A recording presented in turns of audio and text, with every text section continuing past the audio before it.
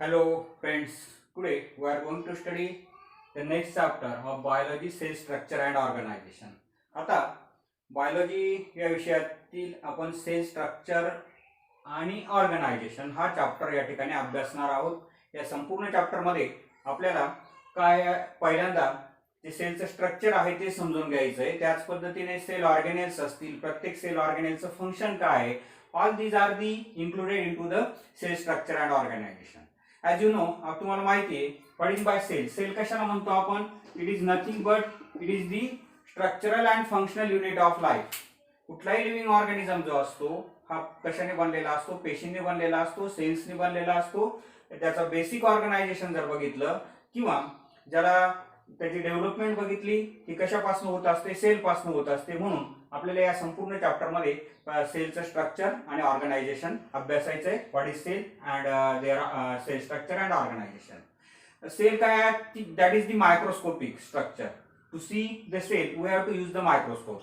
Sale बघण्यासाठी, पेशी बघण्यासाठी आपल्याला काय करायला लागतं? मायक्रोस्कोपचा वापर करावा लागतो. मग त्याच्यामध्ये जो मायक्रोस्कोप असेल त्या मायक्रोस्कोपच्या परत रेंजेस असतात depending upon the type of cell. कुठल्या प्रकारची सेल आहे त्याच्यानुसार त्याचे टाईप्स पडतात. सिंपल मायक्रोस्कोप असेल, कंपाऊंड मायक्रोस्कोप असेल, त्याचं व्हेरिएशन जे आहे किंवा त्याची रेंज जी असते त्या रेंजनुसार या मायक्रोस्कोपचा आपल्याला वापर करावा लागतो.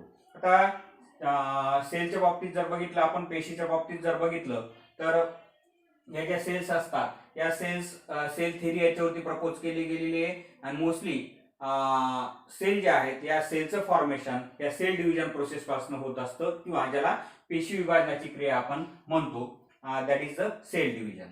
तर एंटायरली सेल जे आहेत या सेलचे मोस्टली त्याचे काइंड जर बघितले, त्याचे प्रकार जर बघितले तर त्याचं पहिल्यांदा आपण काय बघितलं? सेलचा शेप जर बघितला, त्याची साईज जर बघितली, शेप बघितला तर हा व्हेरियस किंवा व्हॅरीज बघायला मिळतो आपल्याला. Different types of the shape म्हणजे depending upon the organism that have the different types of the shape. Some काही याच्यामध्ये कसं असेल, that is circular. In some organism it is the oval. काहींमध्ये स्पेरिकल असेल, काहींमध्ये रेक्टँग्युलर असेल. अशा पद्धतीचा सेलचा शेप असतो. Various types of cell shapes are found in the different organism. प्रत्येक वेगवेगळ्या ऑर्गॅनिझम मध्ये हे सेल शेप जो असतो कसा असतो? व्हॅरी असतो, वेगळा असतो. त्याच पद्धतीने साईज जी असते ती साईज सुद्धा कशी असते? व्हॅरी असते. म्हणजे फ्यू मायक्रॉन पासनं तर मायक्रोमीटर पर्यंत याची साईज रेंजेस असते. सेल जे आहेत या सेलचे टाईप जर बघितले आपण, there are two main types of the cell. किंवा त्याचे काइंड्स जर बघितले आपण, आपल्याला हे संपूर्ण चॅप्टर मध्ये दोन प्रकारच्या सेलचा अभ्यास करायचा आहे. दोन टाईपच्या सेलचा अभ्यास करायचा आहे. त्याच्यातला पहिला टाईप जो असेल that is called as the prokaryotic cell, ज्याला प्रोकॅरियोटिक सेल असं म्हटलं जातं. हे बेसिक फक्त आपण बघणार आहोत. त्याच्यानंतर संपूर्ण या चॅप्टर मधले डिफरंट जे पॉइंट्स असतील ते डिफरंट पॉइंट्स आपण क्रमाने, मी फक्त आता थोडक्यात एक दोन महत्वाचे जे बेसिक पॉइंट आहेत ते बेसिक पॉइंट याच्यामध्ये सांगेल आणि नंतर परत डीपली आपण या संपूर्ण सेल असेल किंवा त्याच्या काही प्रॉपर्टीज असतील, सेल थिअरी कशाला म्हणायचं, याही गोष्टी आपण याच्यामध्ये बघणार आहोत. प्रोकॅरियोटिक सेल आणि युकॅरियोटिक सेल अशा दोन प्रकारच्या सेल्समध्ये किंवा these are the kinds of the cell किंवा ज्याला काय म्हणता येईल आपल्याला types of cell. These are the two main types of the cells in the organism. Organism मध्ये या दोन मेन प्रकारच्या काय सेल्स आहेत? प्रोकॅरियोटिक सेल आणि युकॅरियोटिक सेल. प्रोकॅरियोटिक सेल कशाला म्हणायचं? मोस्टली ही कशी आहे? थोडक्यात primitive type of cell organisation. That can show the primitive type of cell organisation. In that there is no or the या प्रकारचे जे सेल्स असतात, in such a type of cell there is no well defined nucleus is present. There are no membrane bound cells or organelles are present in the prokaryotic type of cell. जे primitive organisms आहेत त्या primitive organism मध्ये आपल्याला प्रोकॅरियोटिक टाइपचं sale organisation बघायला मिळतं. आणि जे advance organisms आहेत त्या ऍडव्हान्स ऑर्गॅनिझम मध्ये आपल्याला युकॅरियोटिक टाइप ऑफ सेल ऑर्गनायझेशन बघायला मिळतं. युकॅरियोटिक टाइप ऑफ सेल ऑर्गनायझेशन मध्ये काय असते? वेल डिफाईन्ड न्यूक्लियस असते. त्याच पद्धतीने युकॅरियोटिक टाइप ऑफ सेल ऑर्गनायझेशन मध्ये काय असतात? मेम्ब्रेन बाउंड सेल ऑर्गॅनेल प्रेझेंट असतात. पहिल्यांदा या बेसिक पहिल्या लेक्चर मध्ये आपण एवढंच समजून घेऊ की प्रोकॅरियोटिक सेल आणि युकॅरियोटिक सेल मधला डिफरन्स काय, दोघांमधला फरक काय, दोघांमध्ये कुठला मेन डिफरन्स आहे. सगळ्यात पहिल्यातला किंवा सगळ्यात मेन डिफरन्स जो असेल याच्यामधला वेल डिफाईन्ड न्यूक्लियस ऍबसेंट त्याच in case of the prokaryotic cell मी शॉर्ट मध्ये लिहितो वेल डिफाईन न्यूक्लियस जी असते ती ऍबसेंट असते. त्याच पद्धतीने याच्यामध्ये काय असतात, मेम्ब्रेन बाउंड सेल ऑर्गेनेल जे आहेत ते सुद्धा कसे असतात, ऍबसेंट असतात. युकॅरियोटिक सेल मध्ये मात्र आपल्याला वेल डिफाईन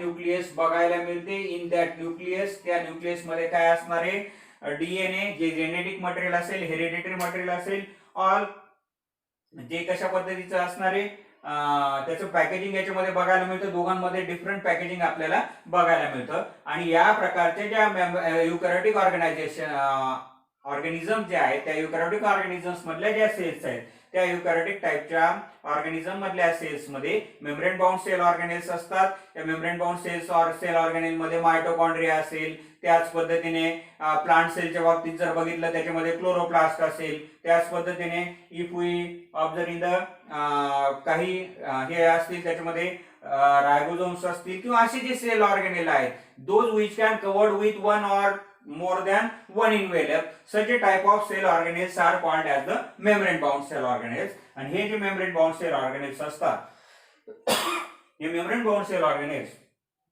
मार्फत वेगळ्या प्रकारचे फंक्शन जे आहेत, डिफरंट फंक्शन जे आहेत, these are perform in the organism. या ऑर्गॅनिझम्स मध्ये फंक्शन्स काय केले जातात, परफॉर्म केले जातात. मग त्याच्यामध्ये क्लोरोप्लास्ट प्लांट सेलच्या बाबतीत जर बघितलं, क्लोरोप्लास्ट जर बघितलं तर क्लोरोप्लास्ट मार्फत काय केलं जाईल, फोटोसिंथेसिसचं फंक्शन परफॉर्म केलं जाईल. मायटोकॉन्ड्रिया बघितलं in case of plant as well as animal. मायटोकॉन्ड्रियाच्या बाबतीत जर बघितलं तर mitochondria that can perform the function of respiration, ज्याच्यामध्ये रेस्पिरेशनचं फंक्शन किंवा ज्याला काय म्हणता येईल आपण, these are called as the power houses of cell. The cell or the organism need the energy to perform the different function, and for performing this function the energy can be obtained from the food material taken by the organism, which can be converted into the simple forms by the process of respiration, and all these processes can be taking place inside the mitochondria. Mitochondria मध्ये या processes होतात. म्हणून हे जे sale organelles जे असतात म्हणजे थोडक्यात याच्यामध्ये प्रिमिटिव्हनेस आणि याच्यामध्ये ऍडव्हान्सनेस आपल्याला बघायला मिळतो. अशा पद्धतीच्या या दोन प्रकारच्या सेल ऑर्गनायझेशनचं किंवा दोन प्रकारच्या सेलचा स्टडी आपल्याला या चॅप्टर मध्ये करायचा आहे. त्यातल्या त्यात प्रोकॅरियोटिक सेल जो आहे त्याच्यातला छोटासा पार्ट आहे आणि मॅक्सिमम जे आहे युकॅरियोटिक सेल जे आहे त्या युकॅरियोटिक सेल मध्ये मात्र सर्व जे सेल ऑर्गॅनेल आहेत त्या सर्व सेल ऑर्गॅनेलचा आपल्याला डीपली स्टडी करायचा आहे. प्रत्येक सेल ऑर्गॅनेलचं फंक्शन समजून घ्यायचंय, त्याचं स्ट्रक्चर समजून घ्यायचंय आणि त्याचा रोल समजून घ्यायचा आहे या युकॅरियोटिक सेल ऑर्गनायझेशनच्या बाबतीत. तर पुढच्या लेक्चरमध्ये आपण या सेल स्ट्रक्चर आणि सेल ऑर्गनायझेशन मधल्या सेलचे टाइप्स असतील किंवा पुढचा जो प्रोकॅरियोटिक सेल ऑर्गनायझेशन किंवा प्रोकॅरियोटिक सेलचं स्ट्रक्चर कसं आहे हे समजून घेऊया. थँक्यू.